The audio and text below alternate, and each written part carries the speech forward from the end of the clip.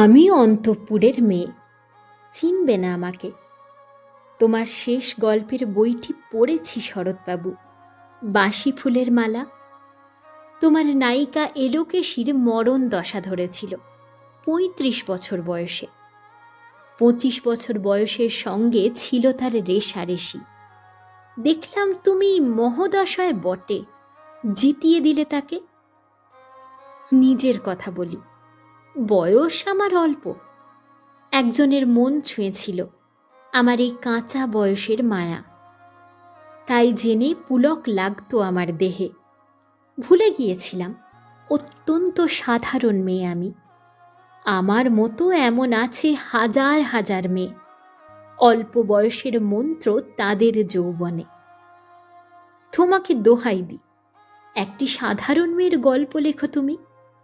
বড় দুঃখ তারও স্বভাবের গভীরে অসাধারণ যদি কিছু তলিয়ে থাকে কোথাও, কেমন করে প্রমাণ করবে সে? এমন কজন মেলে যারা তা ধরতে পারে? কাঁচা বয়সের জাদু লাগে ওদের চোখে। মন যায় না সত্যের খোঁজে, আমরা বিকিয়ে যাই মরীচিকার দামে। কথাটা কেন উঠল তা বলি। মনে করো তার নাম নরেশ। সে বলেছিল কেউ তার চোখে পড়েনি আমার মতো। এত বড় কথাটা বিশ্বাস করব যে সাহস হয় না, না করব যে এমন জোর কই। একদিন সে গেল বিলেতে, চিঠিপত্র পাই কখনো বা। মনে মনে ভাবি, রাম রাম, এত মেয়েও আছে সে দেশে, এত তাদের ঠেলাঠেলি ভিড়। আর তারা কি সবাই অসামান্য, এত বুদ্ধি, এত উজ্জ্বলতা। আর তারা সবাই কি আবিষ্কার করেছে এক নরেশ সেনকে, স্বদেশে যার পরিচয় চাপা ছিল 10-এর মধ্যে। গ্যালোমেলের চিঠিতে লিখেছে লিজির সঙ্গে গিয়েছিল সমুদ্রে নাইতে। বাঙালি কবির কবিতা কলাইন দিয়েছে তুলে, সেই যেখানে উর্বশী উঠেছে সমুদ্র থেকে। তারপরে বালির পরে বসল পাশাপাশি, সামনে দুলছে নীল সমুদ্রের ঢেউ, আকাশে ছড়ানো নির্মল সূর্যলোক। লিজি তাকে খুব আস্তে আস্তে বললে, এই সেদিন তুমি এসেছ, 2 দিন পরে যাবে চলে। ঝিনুকের 2টি খোলা, মাঝখানটুকু ভরা থাক একটি নিরেট অশ্রুবিন্দু দিয়ে, দুর্লভ, মূল্যহীন। কথা বলবার কি অসামান্য ভঙ্গি। সেই সঙ্গে নরেশ লিখেছে, কথাগুলি যদি বানানো হয় দোষ কি, কিন্তু চমৎকার। হিরে বসানো সোনার ফুল কি সত্য? তবুও কি সত্য নয়? বুঝতেই পারছ, একটা তুলনার সংকেত ওর চিঠিতে অদৃশ্য কাঁটার মতো আমার বুকের কাছে বিঁধিয়ে দিয়ে জানায়, আমি অত্যন্ত সাধারণ মেয়ে। মূল্যবানকে পুরো মূল্য চুকিয়ে দিই, এমন ধন নেই আমার হাতে। ওগো, না হয় তাই হলো, না হয় ঋণী রইলেম চিরজীবন। পায়ে পড়ি তোমার, একটা গল্প লেখো তুমি শরৎবাবু, নিতান্ত সাধারণ মেয়ের গল্প, যে দুর্ভাগিনীকে দূরের থেকে পাল্লা দিতে হয় অন্তত 5-7 জন অসামান্যার সঙ্গে, অর্থাৎ সপ্তরথিনীর মার। বুঝে নিয়েছি আমার কপাল ভেঙেছে, হার হয়েছে আমার। কিন্তু তুমি যার কথা লিখবে তাকে জিতিয়ে দিও আমার হয়ে। পড়তে পড়তে বুক যেন ওঠে ফুলে, ফুল চন্দন পড়ুক তোমার কলমের মুখে। তাকে নাম দিও মালতী, ওই নামটা আমার, ধরা পড়বার ভয় নেই।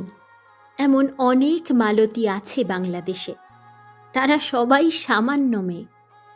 তারা ফরাসি জার্মান জানে না, কাঁদতে জানে। কি করে জিতিয়ে দেবে? উচ্চ তোমার মন, তোমার লেখনী মহীয়সী। তুমি হয়তো ওকে নিয়ে যাবে ত্যাগের পথে, দুঃখের চরমে শকুন্তলার মতো। দয়া করো আমাকে, নেমে এসো আমার সমতলে। বিছানায় শুয়ে শুয়ে রাত্রির অন্ধকারে দেবতার কাছে যে অসম্ভব বর মাগি, সে বর আমি পাব না। কিন্তু পায়ে যেন তোমার নায়িকা, রাখো না কেন নরেশকে 7 বছর লন্ডনে, বারে বারে ফেল করুক তার পরীক্ষায়।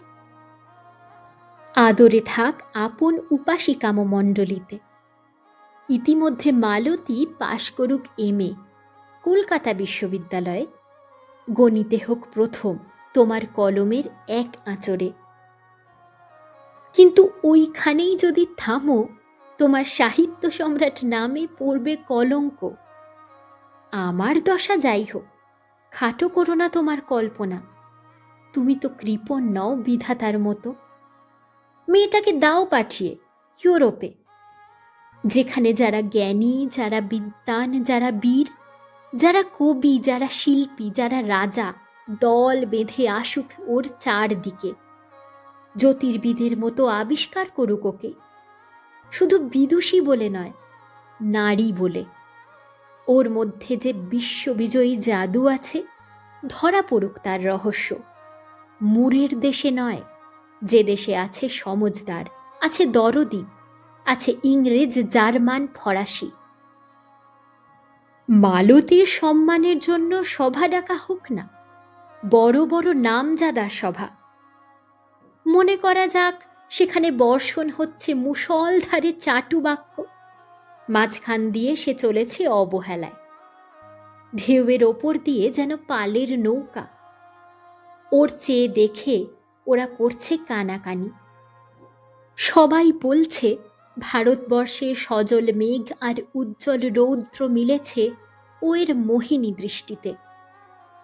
এইখানে জনান্তিকে বলে রাখি, সৃষ্টিকর্তার প্রসাদ সত্যিই আছে আমার চোখে। বলতে হলো নিজের মুখেই, এখনো কোনো ইউরোপীয়র রসজ্ঞের সাক্ষাৎ ঘটেনি কপালে। নরেশ এসে দাঁড়াক সেই কোণে, আর তার সেই অসামান্য মেয়ের দল। আর তারপরে আমার নোটে শাকটি মুড়লো, স্বপ্ন আমার ফুরলো। হায় রে সামান্য মেয়ে, হায় রে বিধাতার শক্তি অপব্যয়। এতক্ষণ শুনলেন কবিগুরু রবীন্দ্রনাথ ঠাকুরের লেখা পুনশ্চ কাব্যগ্রন্থের অন্তর্গত কবিতা সাধারণ মেয়ে। লেখা হয়েছে 29শে শ্রাবণ 1339 সনে। আমি সুদেষ্ণা। আমার অনুভূতির অবকাশে ইউটিউব চ্যানেলে আমি আপনাদের পাঠ করে শোনাই ছোট ছোট কবিতা, গল্প, ভালোবাসা, ভালো লাগা, জীবনের কিছু আবেগ অনুভূতির কথা। যদি আমার এই পাঠ আপনাদের ভালো লেগে থাকে তাহলে চ্যানেলটিকে সাবস্ক্রাইব করবেন, ভিডিওগুলিকে লাইক ও শেয়ার করবেন, আর কমেন্ট সেকশনে সকলের মতামত অবশ্যই জানাবেন। সাবস্ক্রাইব করার সময় পাশে থাকা বেল আইকনটি ক্লিক করতে ভুলবেন না যেন, যাতে নতুন ভিডিও নোটিফিকেশন সবার আগে পৌঁছে যায় আপনাদের কাছে। আমার আরও একটি ইউটিউব চ্যানেল আছে, নাম সাহিত্য সংলাপ। সেখানে আমি পাঠ করে শোনাই বাংলার বিখ্যাত লেখক লেখিকার গল্প ও উপন্যাস। যদি আপনাদের গল্প ও উপন্যাস পাঠ শুনতে ভালো লাগে তাহলে চ্যানেলটি একবার ঘুরে দেখতে পারেন। বর্তমানে সেখানে 2টি ধারাবাহিক উপন্যাস আমি পাঠ করছি, সুনীল গঙ্গোপাধ্যায়ের সেই সময় এবং বিভূতিভূষণ বন্দ্যোপাধ্যায়ের আদর্শ হিন্দু হোটেল।